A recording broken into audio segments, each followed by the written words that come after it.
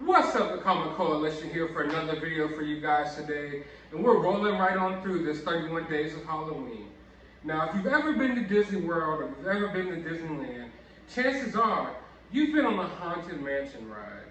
Now, for me, the Haunted Mansion ride is my favorite ride or favorite experience at Disney World. I've never been to Disneyland, but I say experience because a lot of Disney World or Disneyland's rides or attractions, they're not so much just the ride itself, but also like the wait line and everything. It's just a whole experience within itself.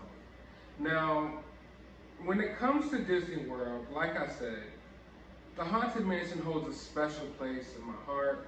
It's my favorite ride there, my favorite attraction. When I was a little kid, my first time on the ride, I had just gotten off the Pirates of the Caribbean. I had this little toy pirate gun. We're riding on the Haunted Mansion ride, and then it gets stuck midway through the ride. You know, the ghosts are still going off. There's creatures coming out of caskets and stuff all around me. I'm like 6 years old, freaking out. I'm stuck in this place for like 45 minutes. You're in your own little pod by yourself, and man, I am freaking out. So it will always be burned into my mind. The Haunted Mansion will always hold that special place in my heart because that was a pretty scary experience for me when I was a child. Now, of course we know the Haunted Mansion is haunted by 999 different ghosts. Now, one of those ghosts is that of Alexander Nitrokoff. Now, Alexander is in the stretching room. When you go into the Haunted Mansion, there's a lot of different little waiting rooms and waiting areas. And one of those areas is the stretching room, where the whole room starts changing. The paintings start elongating, and they go from paintings of live humans to paintings of their ghosts and how they may have passed away. Now, of course, Alexander is standing on some dynamite. Now, the painting itself is basically an allegory about the futility of money, but you can interpret it how you want.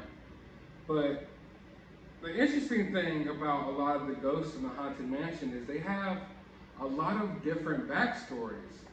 Through different comic books, different theme parks, movies, and other forms of media and video games, the ghosts may have different backstories. In most iterations of the character, Alexander is some form of mayor or holds some form of political office. But in others, Alexander is simply an anarchist.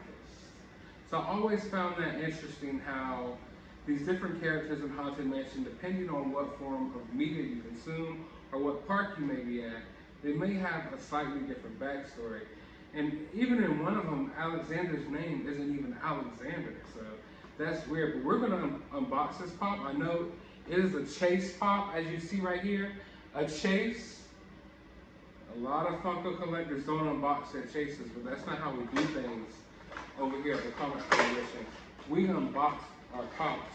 So let's take them out of the box. Fresh smell of new vinyl. Put his box down here. We don't want to damage it. And just look at that. See, this is something I can get behind.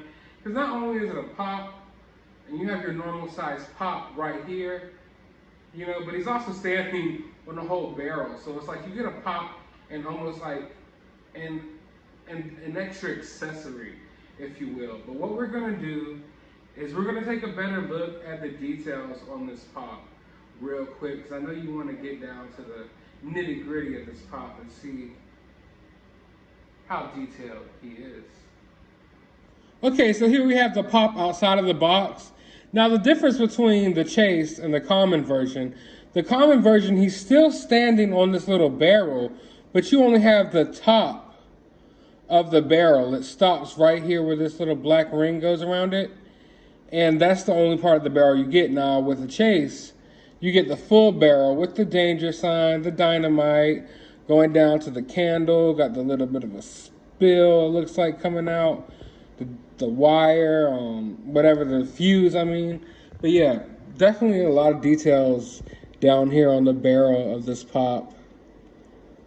I'm glad I found this one. The common version is cool as well. I almost picked it up the other day and then wound up actually getting the chase. Now, as you see, he has a sash right here, which usually would mean he's in some form of politics, like a mayor or something, but he's business up top and party down bottom. He looks like he's in his boxers and stuff and, like, you know, his stockings or something. So yeah, he's had a rough day, or else he just doesn't care anymore, which is probably why he's standing on top of the dynamite. Maybe he lost an election or something like that. Let me go up. He has a little U-Hawk going on. One thing about the U-Hawk though, when you get around like the top edges, I'm not sure if all of them are like that, but I feel like mine could have used some paint along the top edges of the hair there.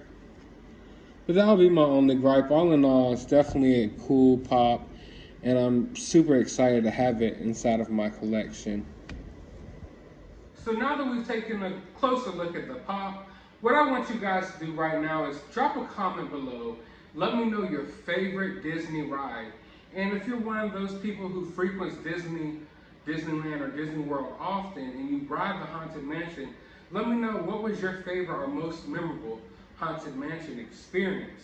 But for now, go ahead and drop that thumbs up, go ahead and hit that subscribe button, and as always, you have a good day, YouTube.